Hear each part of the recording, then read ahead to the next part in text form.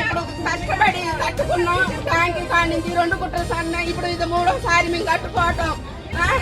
నుంచి పనులు లేకోకుండా ఏం లేకోకుండా ఈయన సాయం చేస్తారని ఈయనకి డబ్బు లేకుండా ఓటెత్తి అన్యాయం చేసి ఎవరికేసారమ్మా ఎవరికేసారు ఎవరికన్నా జగన్ రేవంత్ రెడ్డి గెలవాలనే రూపాయి లేకోకుండా గెలిపించినాం.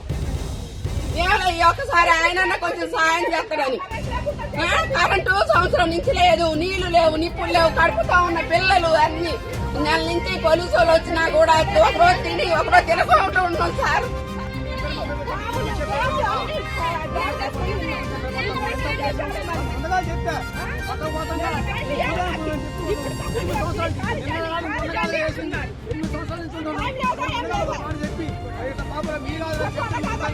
ఎవరు చెప్పు లేదా అటాంటి వచ్చి ఏంటి చెప్పలేదు.